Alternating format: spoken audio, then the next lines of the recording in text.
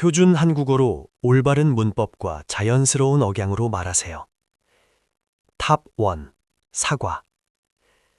사과는 특히 서늘한 기후에서 아마도 세계에서 가장 잘 알려진 과일일 것입니다. 현대의 사과는 전 세계에서 소비되지만 원래는 코카서스 산맥 근처 중앙아시아의 야생숲에서 유래했으며 그곳에서는 과일의 야생 조상이 오늘날에도 여전히 자라고 있습니다. 사과의 확산은 주로 로마 제국 덕분이었습니다. 로마 군인들이 이 과일을 유럽에 소개했고 그곳에서 농부들이 시간이 지나면서 이를 재배하고 개량하기 시작했습니다.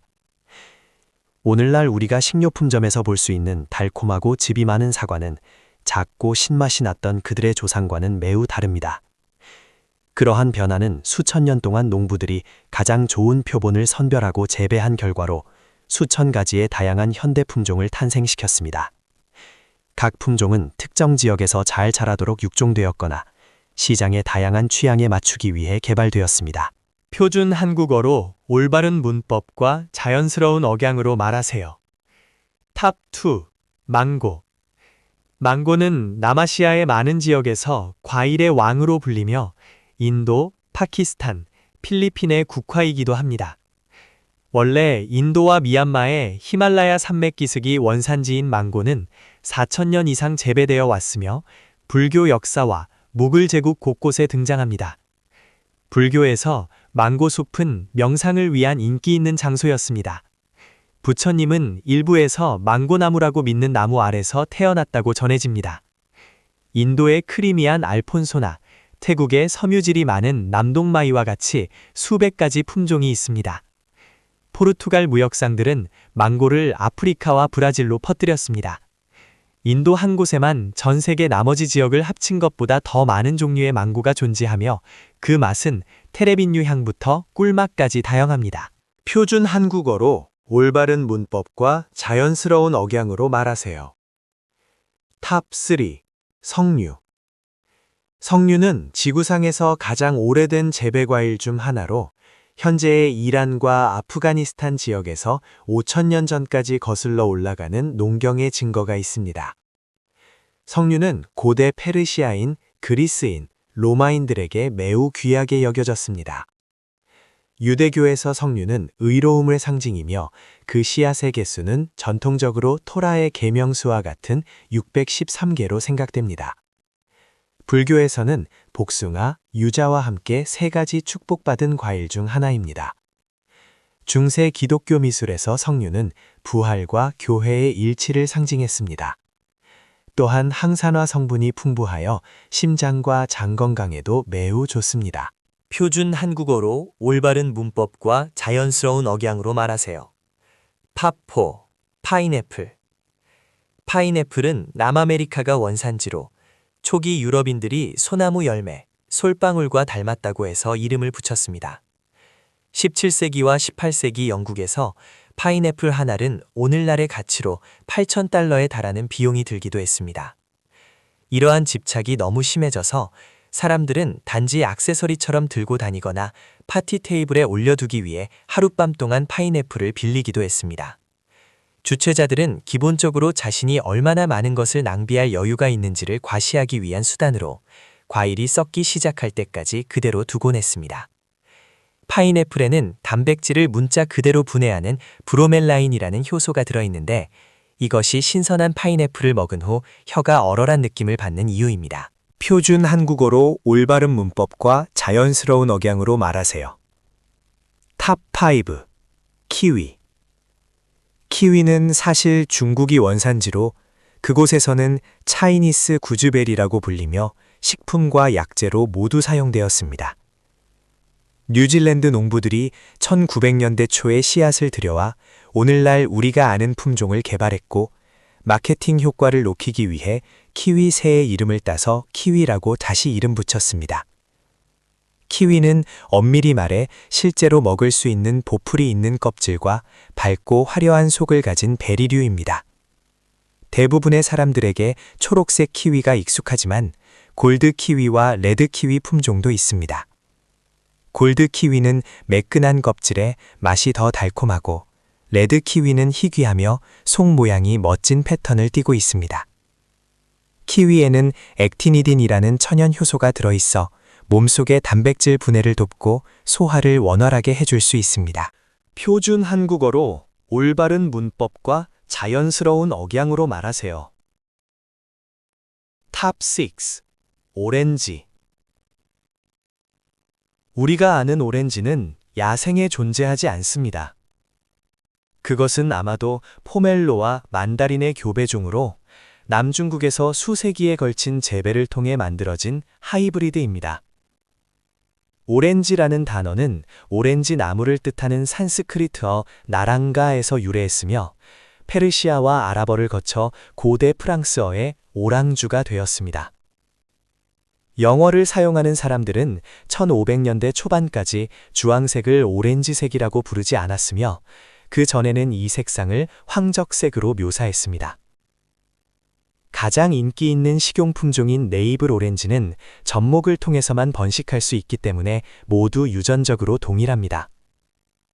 여러분이 지금까지 먹어본 모든 네이블 오렌지는 엄밀히 말하면 1800년대 초 브라질에서 발견된 단 한 그루의 변이나무의 복제본입니다. 표준 한국어로 올바른 문법과 자연스러운 억양으로 말하세요. 탑 7. 레몬. 레몬 또한 아마도 인도 북동부 어딘가에서 유래한 하이브리드일 것입니다. 1747년 제임스 린드라는 의사는 사상 최초의 실제 임상시험 중 하나로 간주되는 실험을 수행하여 레몬과 오렌지가 괴열병을 치료할 수 있음을 증명했습니다. 괴열병은 당시 적군의 군함보다 더 많은 선원을 죽이던 질병이었습니다.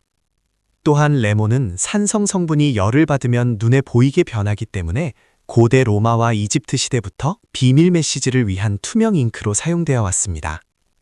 레몬 나무는 1년 내내 열매를 맺을 수 있고 완전히 휴면 상태에 들어가지 않는데 이는 열매를 맺는 식물들 사이에서 흔치 않은 특징입니다. 표준 한국어로 올바른 문법과 자연스러운 억양으로 말하세요. 톱 8. 대추야자. 대추야자는 중동이 원산지인 식물인 대추야자 나무에서 열리는 달콤한 과일입니다. 약 7,000년 전 메소포타미아의 대추야자 농경 증거는 이를 세계에서 가장 오래된 재배 과일 중 하나로 만듭니다. 대추야자 나무는 고대 중동 국가들에게 매우 중요하여 동전, 종교 경전에 등장했으며 번영과 승리의 상징이었습니다. 대추야자는 당분이 매우 높아서 말렸을 때 때때로 80%가 넘기도 하며 현조라는 과일 중 가장 칼로리가 높은 과일 중 하나입니다. 한 그루의 대추야자 나무는 연간 수백 파운드의 열매를 맺을 수 있고 100년 넘게 살 수 있습니다. 유명한 품종 중 하나인 매드줄은 크고 캐러멜처럼 달콤한 과육으로 잘 알려져 있습니다. 이는 사막 문화권의 주식이었으며 빠른 에너지를 공급해 주었습니다.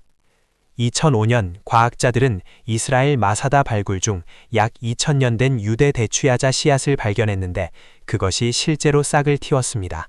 표준 한국어로 올바른 문법과 자연스러운 억양으로 말하세요. 탑 9. 무화과. 무화과는 보이는 것보다 더 신기하며 인류 역사상 가장 오래된 재배 식물일 수 있습니다. 아마도 밀이나 보리보다도 앞섰을 것입니다. 고고학자들은 11,400년 전으로 거슬러 올라가는 요르단 계곡의 무화과 재배 증거를 발견했습니다.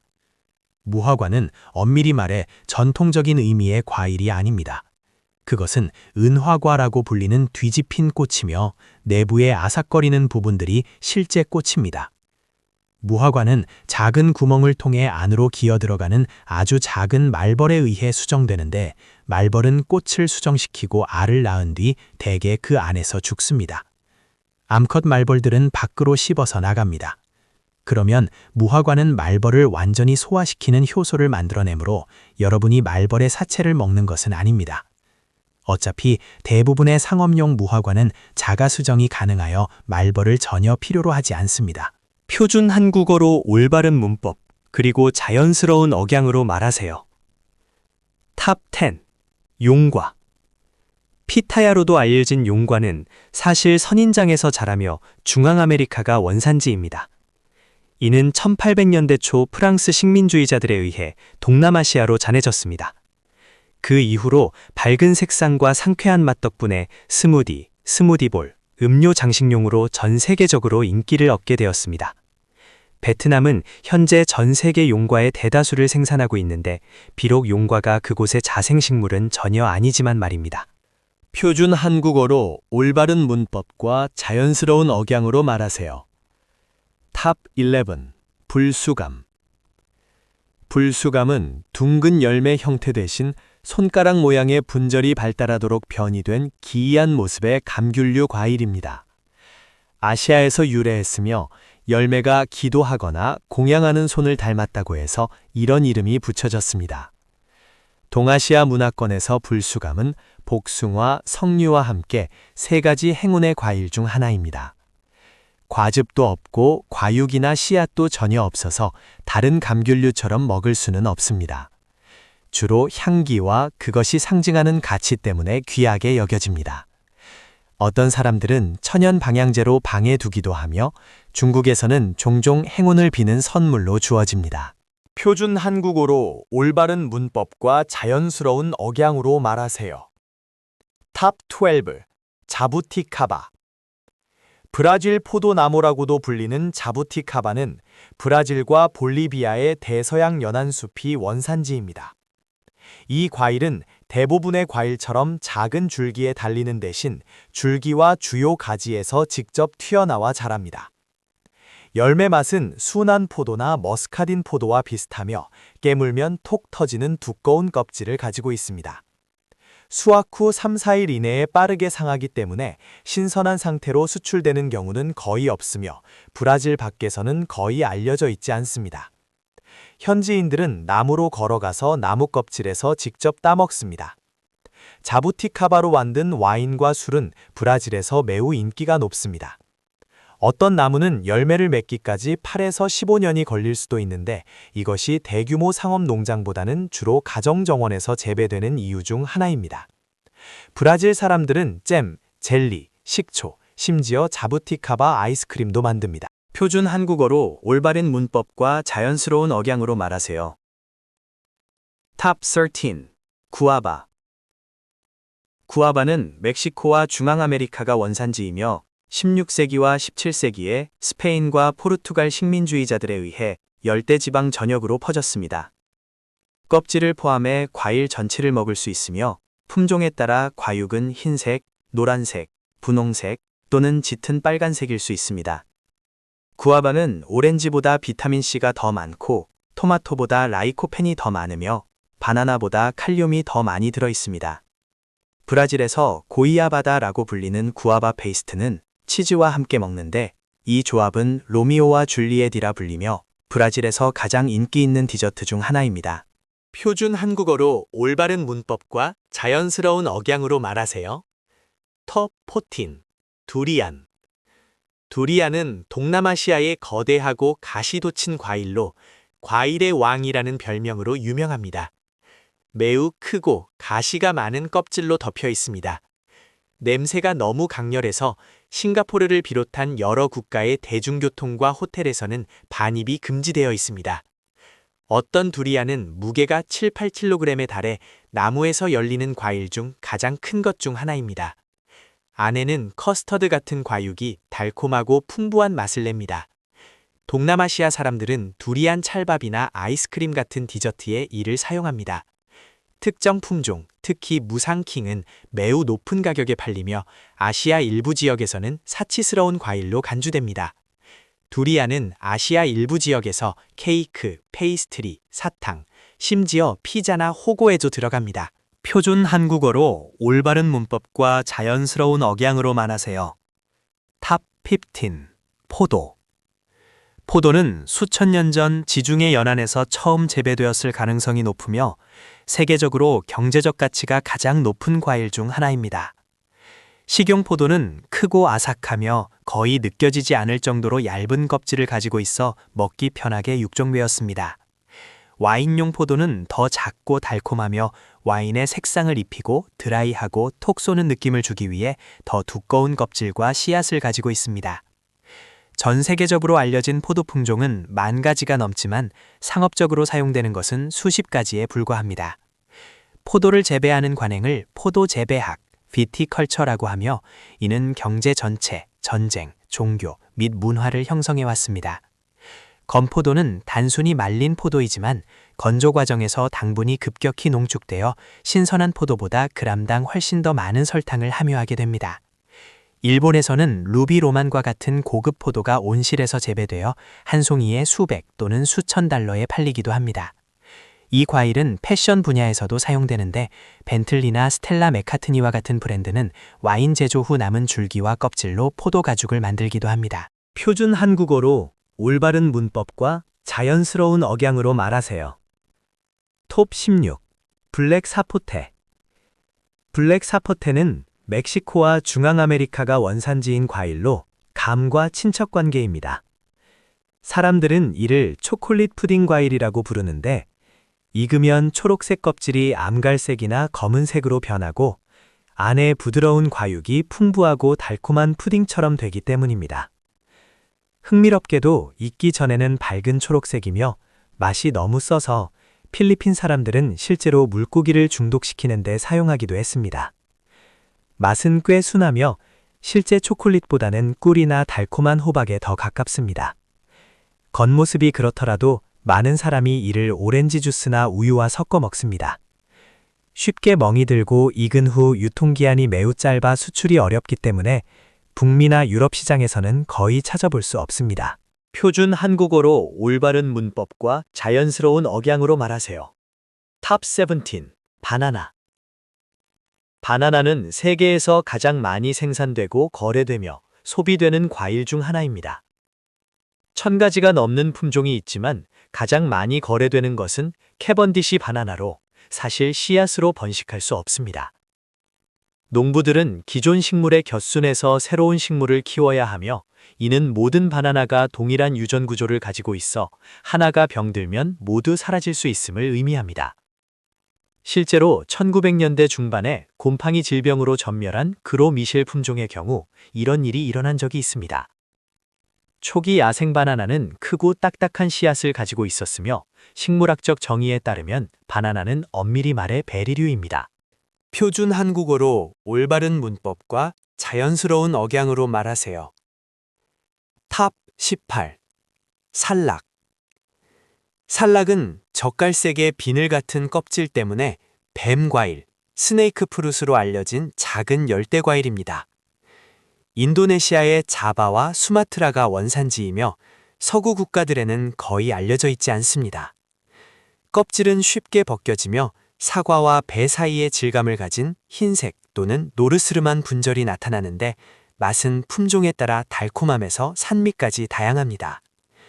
열매는 날카로운 검은 가시로 덮인 야자나무 밑동에 물이 지어 열리기 때문에 수확이 위험합니다.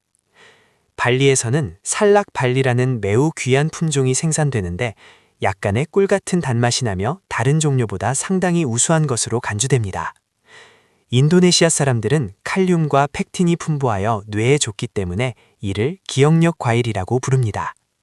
표준 한국어로 올바른 문법과 자연스러운 억양으로 말하세요. 탑 19. 복숭아. 중국 문화에서 복숭아는 장수와 불사신의 궁극적인 상징입니다. 복숭아는 실크로드를 따라 중국에서 페르시아로 전해진 핵과류입니다. 복숭아의 솜털은 사실 과일의 수분을 조절하고 곤충으로부터 보호하는 역할을 합니다. 넥타린, 천도복숭아는 별개의 종이 아닙니다. 그것은 단지 솜털을 제거하는 단일 유전자 변이를 가진 복숭아일 뿐입니다. 백도는 황도보다 산도가 낮아 같은 양의 설탕이 들어있어도 더 달게 느껴집니다. 완벽하게 익은 복숭아는 흔한 과일 중 유통기한이 가장 짧은 편에 속하며 이것이 슈퍼마켓에 있는 복숭아들이 거의 항상 너무 일찍 수확되는 이유입니다. 중국은 여전히 세계의 어떤 나라보다 더 많은 복숭아를 생산합니다. 표준 한국어로 올바른 문법과 자연스러운 억양으로 말하세요. 탑 20. 미라클베리. 서아프리카가 원산지인 이 작은 빨간 열매에는 미라클린이라는 단백질이 들어있는데 이것이 혀의 맛 수용체와 결합하여 시고 산성인 음식을 30분에서 2시간 동안 강렬하게 달콤한 맛이 나게 만듭니다. 이를 먹은 후 레몬을 한 입 베어 물면 레모네이드 맛이 나고, 식초는 사과 주스 맛이 나며 핫소스는 매콤한 글레이즈 맛이 납니다. 1970년대에 한 회사가 미라클베리 알약을 당뇨병 환자를 위한 설탕 대용품으로 마케팅하려 했으나, 많은 이들이 설탕 업계의 로비가 개입되었다고 믿는 정황 속에 FDA가 승인을 차단했습니다. 오늘날 이 열매는 사람들이 효과를 경험하기 위해 다양한 음식을 시도해보는 플레이버 트리핑 파티에서 사용됩니다. 미라클베리 자체는 사실 꽤 밋밋한 맛이 납니다. 표준 한국어로 올바른 문법과 자연스러운 억양으로 말하세요. 탑 21. 망고스틴. 종종 과일의 여왕이라 불리는 망고스틴은 두꺼운 보라색 껍질 안에 즙이 많은 하얀 과육이 들어 있습니다. 전설에 따르면 빅토리아 여왕이 신선한 망고스틴을 가져오는 사람에게 100파운드의 현상금을 내걸었다고 하며, 이것이 왕실 별명을 얻게 된 유래입니다. 이 과일은 사실 수분 없이 스스로를 복제합니다. 맛은 달콤하고 약간의 산미가 있으며 향이 매우 좋습니다. 망고스틴 나무는 천천히 자라며 열매를 맺기까지 수년이 걸릴 수 있는데, 이 때문에 오랫동안 아시아 이외의 지역에서는 희귀했습니다. 표준 한국어로 올바른 문법과 자연스러운 억양으로 말하세요. 탑 22. 스타프루트. 카람볼라라고도 불리는 스타프루트는 열대 아시아가 원산지이며 과일 전체를 먹을 수 있습니다. 맛은 품종과 익은 정도에 따라 매우 신맛부터 약간 달콤한 맛까지 크게 다르며, 포도와 비슷한 아삭하고 수분이 많은 질감을 가지고 있습니다. 스타프루트에는 건강한 신장이 아무 문제 없이 걸러내는 신경독이 들어있지만, 신장 질환이 있는 사람들에게는 위험할 수 있으며 심각한 신경학적 증상이나 심지어 사망까지 초래한 적이 있습니다. 또한 옥살산염 수치가 높기 때문에 신장 결석이 생기기 쉬운 사람들은 이를 완전히 피하도록 권고받기도 합니다. 표준 한국어로 올바른 문법과 자연스러운 억양으로 말하세요. 탑 23. 빵나무 열매. 빵나무 열매는 지구상에서 가장 생산적인 식량 작물 중 하나입니다. 나무 한 그루가 수십 년 동안 매년 수백 개의 열매를 맺을 수 있습니다. 녹말이 많은 과육을 굽거나 찌면 갓 구운 빵이나 감자와 비슷한 질감이 나는데, 이것이 이름의 유래입니다. 태평양 제도가 원산지이며 수천 년 동안 폴리네시아 전역에서 주식이었습니다. 영국인들은 이를 카리브해 농장의 노예들을 위한 저렴하고 고에너지 식품으로 사용하려 했습니다. 오늘날에는 많은 열대 요리에서 굽고 튀기고 삶거나 으깨서 먹습니다. 최소한의 농업 투입으로 효율적으로 칼로리를 생산한다는 점에서 현대적인 관심이 높아지고 있습니다. 표준 한국어로 올바른 문법과 자연스러운 억양으로 말하세요. 탑 24. 포포. 포포는 북미 자생과일 중 가장 큰 식용과일입니다. 바나나와 망고를 섞은 듯한 맛에 부드럽고 커스터드 같은 질감, 놀라운 열대과일 풍미를 가지고 있습니다. 원주민들은 포포를 널리 먹었지만 늦여름 단 몇 주 동안만 익고 수확 직후 거의 즉시 멍이 들며 유통기한이 며칠밖에 되지 않아 미국 내에서도 여전히 잘 알려져 있지 않습니다. 이 때문에 상업적으로 유통되는 경우는 드뭅니다. 조지 워싱턴과 토머스 제커슨이 이 과일을 즐겼다고 전해지며, 루이스와 클라크 같은 초기 미국 탐험가들은 여정의 일부 기간 동안 포포를 식량으로 의존하기도 했습니다. 표준 한국어로 올바른 문법과 자연스러운 억양으로 말하세요. 탑 25. 핑거라임. 종종 시트러스 캐비아라고 불리는 핑거라임은 호주 동부의 열대우림이 원산지입니다. 이를 짜면 즙이 가득 찬 작은 진주알들이 나오는데, 입안에서 생선알처럼 톡톡 터집니다. 이 진주알들은 품종에 따라 흰색에서 분홍색, 짙은 빨간색에 이르는 색상을 띱니다. 호주 원주민들은 수천 년 동안 핑거라임을 먹어왔으며 1990년대에 요리사들이 이를 재발견한 이후 해산물 요리와 칵테일에 등장하기 시작했습니다. 나무는 천천히 자라고 가시가 많으며 대규모 재배가 어려워 가격이 매우 높게 유지됩니다. 표준 한국어로 올바른 문법과 자연스러운 억양으로 말하세요. 탑 26. 서양 모과. 서양 모과는 썩어야 먹을 수 있는 과일입니다. 중세 유럽 전역에서 큰 인기를 끌었으나 오늘날에는 거의 알려져 있지 않습니다. 작은 나무에서 자라며 꽃 피는 끝부분이 열려있는 갈색 사과처럼 생겼습니다. 이 과일은 먼저 브레팅이라는 과정을 거쳐야 하는데 이때 과일이 부드러워지고 거의 곤죽처럼 변합니다. 브레팅이 되면 맛은 달콤하고 와인처럼 변하며 사람들은 전통적으로 이를 숟가락으로 떠먹거나 잼과 보존식품으로 만들었습니다. 맛은 매콤한 사과 소스나 대추야자와 비슷합니다. 표준 한국어로 올바른 문법과 자연스러운 억양으로 말하세요. 탑 27. 토마토. 토마토는 모든 식물학적 정의에 따라 엄밀히 말하면 과일, 심지어 베리류이지만 1893년 미국 대법원의 판결로 무역 및 관세 목적상 공식적으로 채소로 분류되었으며 그 판결은 오늘날에도 여전히 유효합니다. 토마토는 남아메리카 서부가 원산지로 그곳의 야생 품종은 오늘날 우리가 먹는 커다란 재배종과 달리 작고 흩어져 자라는 베리 형태입니다. 1500년대에 토마토가 유럽에 처음 도착했을 때 많은 사람들은 토마토가 가직과 식물이고 잎과 줄기에 독성이 있다는 이유로 먹기를 거부했습니다. 약 2세기 동안 유럽인들은 토마토를 관상용 식물로 키웠습니다. 이탈리아인들은 토마토를 먹기 시작한 초기 사람들 중 하나였으며 이로 인해 토마토는 약 400년 전에야 이탈리아에 도착했음에도 불구하고 이탈리아 요리에 깊숙이 자리 잡게 되었습니다. 현재 알려진 토마토 품종은 10,000가지가 넘으며 크기, 색상, 맛이 매우 다양합니다.